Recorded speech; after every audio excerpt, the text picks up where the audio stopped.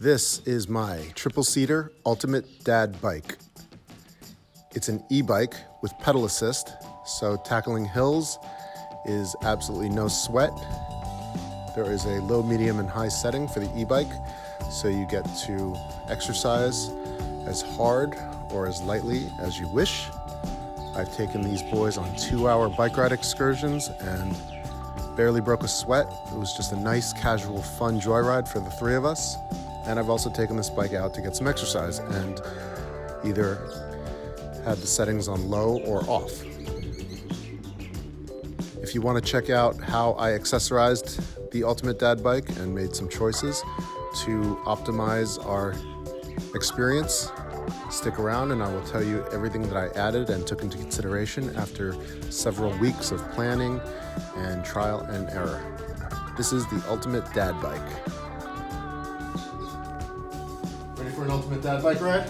Yeah, Last thing we do, yeah. very important step. The pants peg leg. Why are you saying that? Boys are pretty good at mounting it, switch legs, baby. People are really surprised that the 2-year-old is so good on this, but he really is. He fits perfectly on it. Added a little handlebar, so last thing we do. Okay, you ready? Yeah. Bye, Mommy. Bye-bye. Ready, set?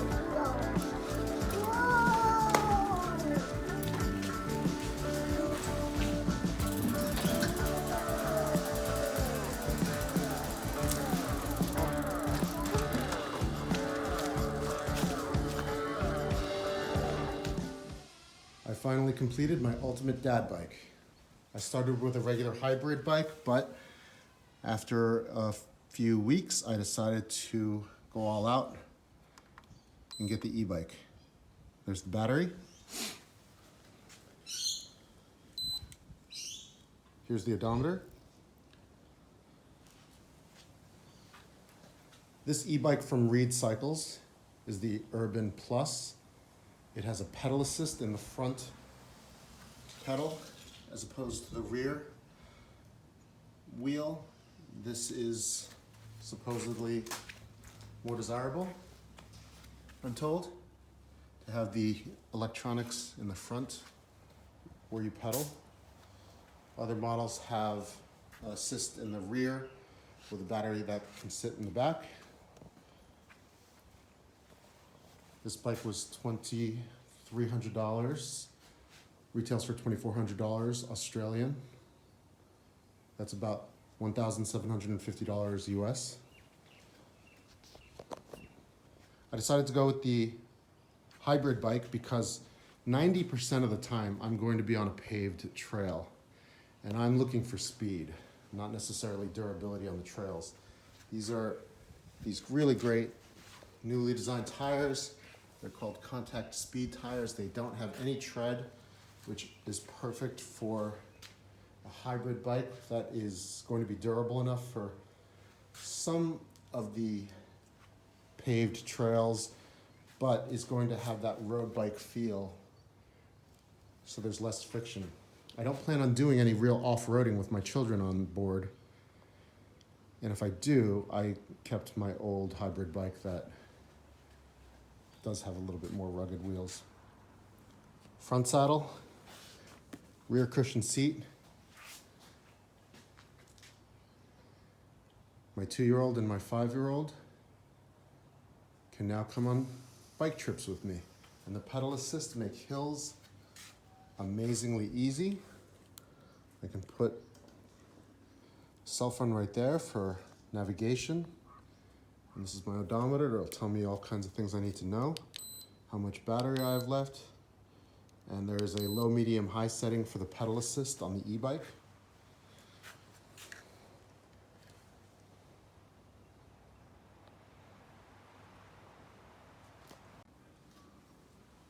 First and foremost, I added a gel seat.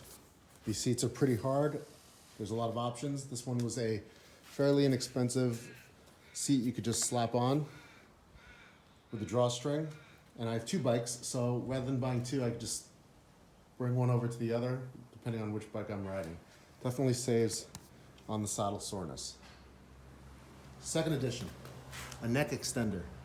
This is a Satori heads up neck extender. It raises the bar good 4 or 5 inches. That 4 or 5 inches makes a big difference on the angle at which you're hunched over on the handlebars. It'll relieve a lot of pressure off of your palms and wrists and be a more comfortable ride. I get lost a lot, especially since I'm new to this area. So, cell phone holder for maps, especially when you're checking out new trails. It helps. This one is straight off of Amazon. It's got a clamp as well as the 4 rubber bands in the corners, so when you hit bumps, it won't fall off.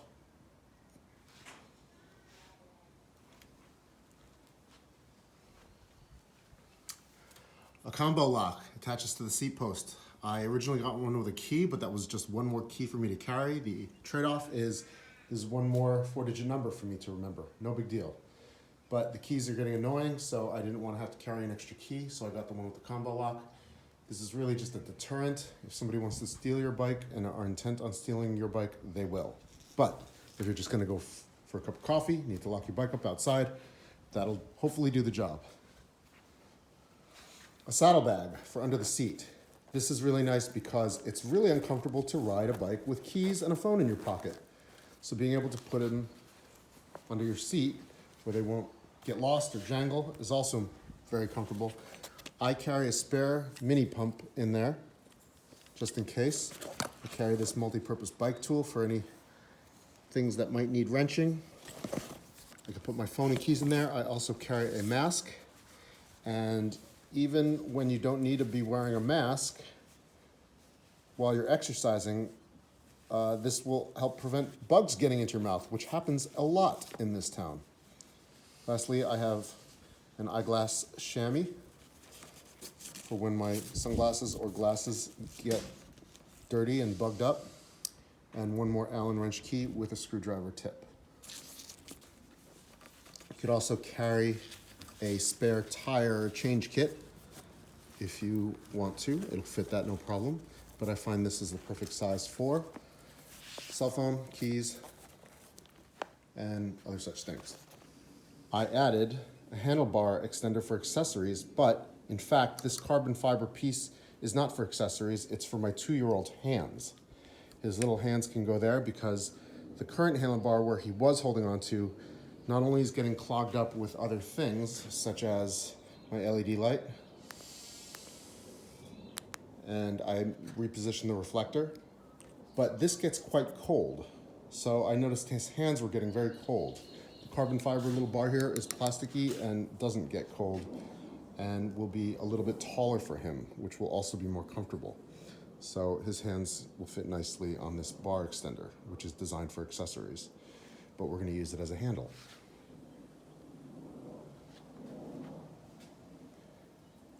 You can find these additional saddle seats on eBay or Amazon. They're not permanently fixed to the bike. As you can see, I can move it so that I can remove my battery.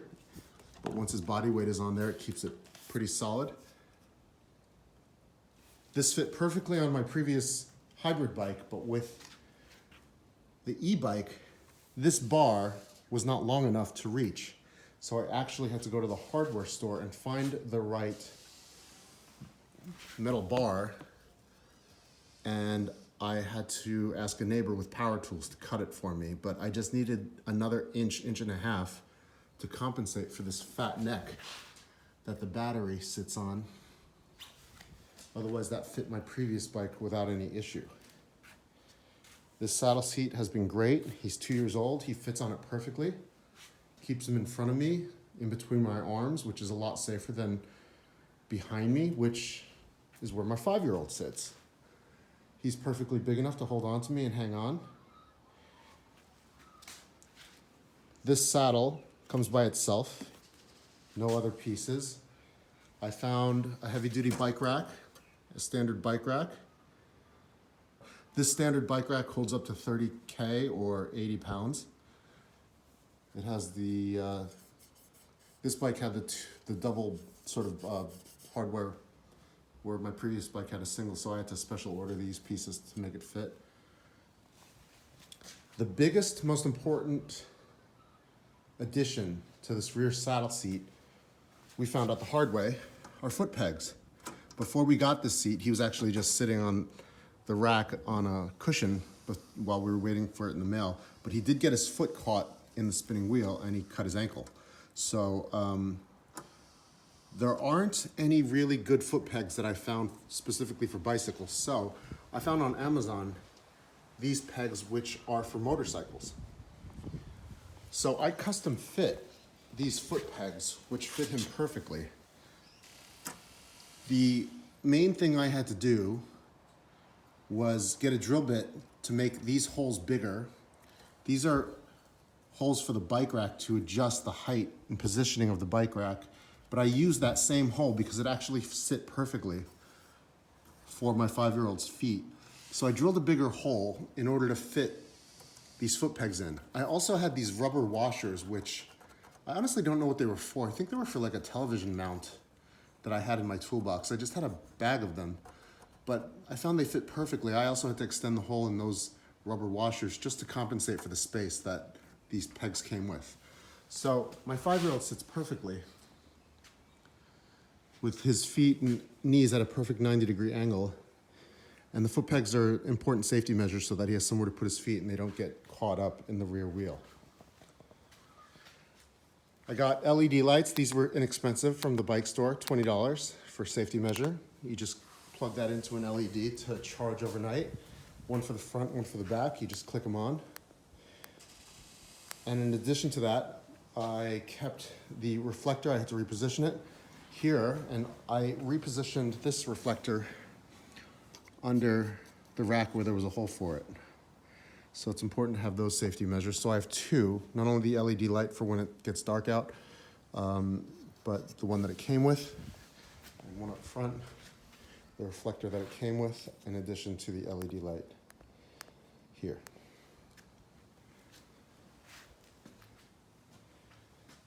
Having an upright pump is essentially important to do it quickly and comfortably. But a proper upright pump with a gauge is definitely a good investment. These ergonomic grip handles were an important addition. These were quite inexpensive, about $20 on Amazon, $20 Australian, probably even less in America, probably $12 to $15, Amazon choice. They do the job. They're very fat at the palm, which is the whole point, so that a big hand can have a wider surface area to put your palms on. Makes a big difference for comfort. My hands do get pretty sore after riding for a while. The only thing I wish I kind of did was on my previous bike, I splurged for these really nice Ergon GP5 horned grips, which were about $90 from Germany. The only reason I couldn't put these on there is because my old bike has grip shifts. So these are shorter to compensate for the grip shifter. And these have really, I bought the 5s. They have like a version 2, 3, and 4. I bought the 5 so that I could have this great big horn at the top. And these are really comfortable and nice and fat. But they did cost $90, I think, plus shipping from Germany. So it took a long time to arrive, and they cost $100, where these arrived almost right away. And these are $20 from Amazon. And they don't have the horn that I want, which these do. These are nice and tall. But they certainly do the trick with having a nice fat place to put your palms down. These have a standard shifter here, so they're much, much longer, whereas these are shortened, which is why I couldn't have them. But if I were feeling like spending another $100, I would probably get these Ergon GP5s again, and that would be sort of a luxury item. Final addition was a water bottle cage. That's always handy for when you're getting parched on the road. Ultimate dad bike. Hello. Who's back there? Hello. Hello.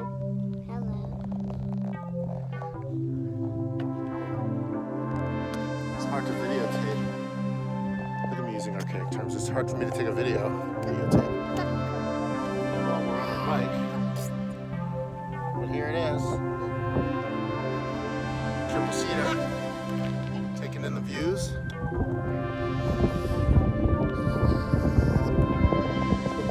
Hi. Hi, mister. How's the view back there? Is it of Daddy's butt? Did you guys see some horses? There's a horse farm here. It's so weird to me. It's very foreign. Still, never get used to nature. Okay, bye.